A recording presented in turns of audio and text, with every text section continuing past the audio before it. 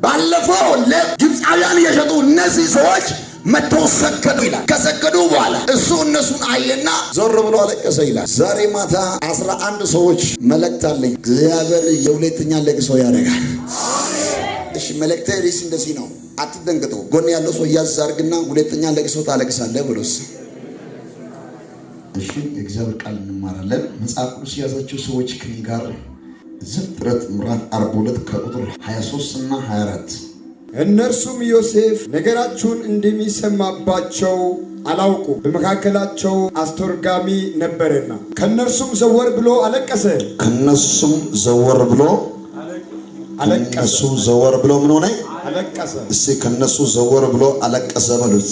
ከነርሱ ዘወር ብሎ አለቀሰ። ድገሙት። እሴ ከነርሱ ዘወር ብሎ አለቀሰ። ድገሙ። አሁንም ከነርሱ ዘወር ብሎ አለቀሰ። ድገሙ። አሁንም ከነርሱ ዘወር ብሎ አለቀሰ።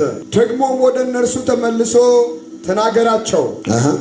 የስምዖንንም ከነርሱም ተለይቶ ወስዶ በፊታቸው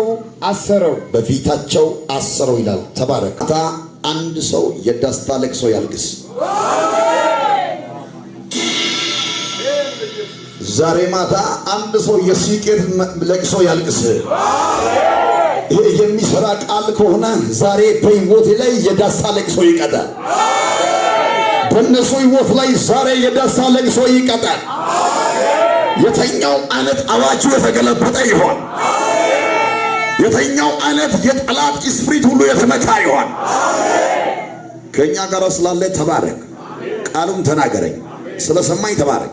በኢየሱስ ስም አጨብጭቡና ቁጭ በሉ። ዘፍጥረት ምዕራፍ 42 ከቁጥር 1 ጀምራችሁ ወደ ታች ማንበብ ትችላላችሁት። እዚህ ቦታ በጣም የሚገርመው መልእክት ነው ያለው። ዘፍጥረት ማለት የፍጥረታት የሚናገር መጽሐፍ ነው። ፍጥረታት ሰው፣ እንስሳ፣ ምድር ላይ ያለው ምድርም ሰማይ የፈጠረበት የፍጥረታቱን የሚናገር መጽሐፍ ነው ዘፍጥረት ማለት። ዘፍጥረት የሁሉ ነገር ጅማሬ ነው። ይህ መጽሐፍ ምዕራፍ 1 እስከ 10 የተለያየ ነገር ይናገራል። ስለ ፍጥረታት ይናገራል። ስለ ኖህ ይናገራል። ስለ እስራኤላውያን ጅማሬ ይናገራል። ምዕራፍ 12 እስከ 50 ያለው ስለ እስራኤል ነው የምናገረው። ምዕራፍ 11 ጀምሮ ምዕራፍ 1 ድረስ ያለው የተለያየ ነገር ይናገራል። ምዕራፍ 12 እስከ 50 ድረስ ያለው ስለ አብርሃምና ስለ ይስሐቅ፣ ስለ ያዕቆብ ከእስራኤል ጋር ያሉት ከሱ ጋር የተነሱ ሰዎች ስለ ሎጥ ይናገራል። እዚህ ቦታ ላይ በጣም ለመውሰድ የፈለኩት አብርሃም ከኡር ከዳብናት ሲወጣ እግዚአብሔር ከአብርሃም ጋር እንዳለ እግዚአብሔር ለአብርሃም ተናግሮ ከዛ እንዳወጣ አብርሃም ሲወጣለት ምንም እንደሌለው እግዚአብሔር ደግሞ ባርካለሁ ብሎ እንዳወጣ አውጥቶ ደግሞ እንዳልጣለ እንደባረከ ይናገራል። አብርሃም ይስሐቅን ወለደ። ይስሐቅ ያዕቆብን ወለደ። ያዕቆብና ኤሳን ወለደ። እግዚአብሔር ዘር ሐረጉን ከያዕቆብ ጋር ቀጠለው። ያዕቆብ 12 ነገዶችን ወለደ። 12ቶች መካከል አንድ ደግሞ ዮሴፍ የሚባል ልጅ እንዳለ መጽሐፍ ቅዱስ ይናገራል።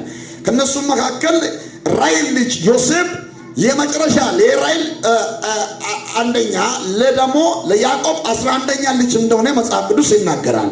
ለያዕቆብ 11ኛ ልጅ የሆነ ባለ ራእይና ሕልምን የሚያልም የእግዚአብሔር ራእይ የእግዚአብሔር ዓላማ በሱ ላይ እንዳለ መጽሐፍ ቅዱስ ይናገራል። ይህ ልጅ ልክ ሲወለድ አደገኛ ከሚጥ ጋር ወይም ከአደገኛ ጭንቅ ጋር እንደተወለደ ይናገራል። ራሔል እግዚአብሔር ለኔ ልጅ ካልሰጠ ብላ ከእግዚአብሔር ጋር በጣም ተሟግታ ልጅን አገኘች ይላል። ዮሴፍ ማለት ስሙ ትርጉም ይጨምርልኝ ማለት ነው። ሌላ ልጅ ይጨምርልኝ፣ ሌላ ነገር ይጨምርልኝ፣ ሌላ ነገር ለኔ ይጨምርልኝ ብላ መጨረሻ የሱ ወንድሙን ጨመረች ይላል። ዮሴፍ ስሙ ትርጉሙ ይጨምርልኝ ማለት ነው።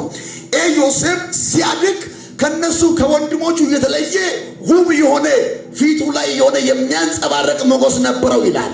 ባለ ራእይ ነው። ያያል፣ ራእይ ያያል፣ ሕልሙን ያልማል፣ ለወንድሞቹ ይናገራል። ከዚህ ለምሳሌ ከጠቀሰን ምዕራፍ 37 ላይ ዘፍጥረት ላይ ሲናገር እንደዚህ ይላል።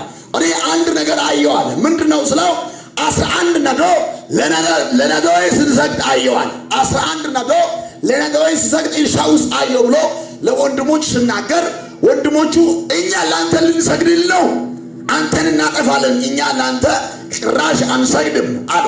ልክ ይህ ነገር በልቡ ላይ ይዘው ነበረ። ያገስ ባጋርሳን አዋይ ቆይ ቆት ሲያገስ ልክ ለዚህ ልም ሃይራያስነ ሃይሞስነ ጦሳይ ሰማውትዲ የሆነ ጭንቅ የሚራፊያው ካንሲድ የፍድ መጨረሻው አደረሰ ይላል። በጣም የገረመኝ ነገር ምዕራፍ 42 ቁጥር 23 ላይ ያለው ስፍራ በእነሱ ፊት ዞር ብላ አለቀሰ ይላል።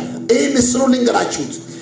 ወንድሞቹ መጥቶ በፊቱ ሲሰግዱ 11 ወንድሞቹ ሻንጣን ይዞ አህያውን ይዞ እሱን የሸጡ ሰዎች እሱን ያጠፉት ባለፈው ለግብፃውያን የሸጡ እነዚህ ሰዎች መጥተው ሰገዱላቸው ይላል።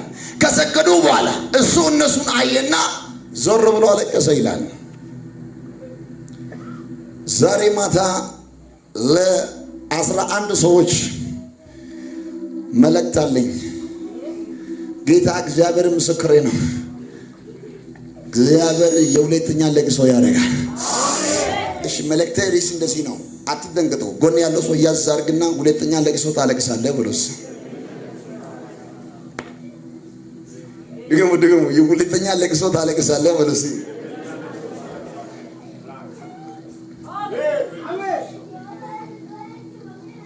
የሁለተኛ ምን ኦኬ ታገሞ ፍትና አንተ የወየ ከደያክስ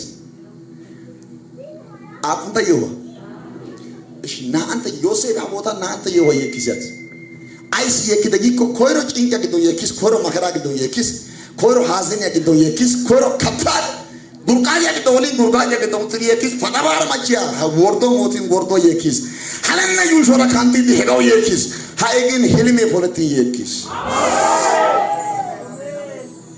ዛሬ ማታ እግዚአብሔር ለአንዳንድ ሰዎች እንደዚህ ብሏል። እግዚአብሔር የተናገረው ነገር ሲፈጸም ታለቅሳለህ።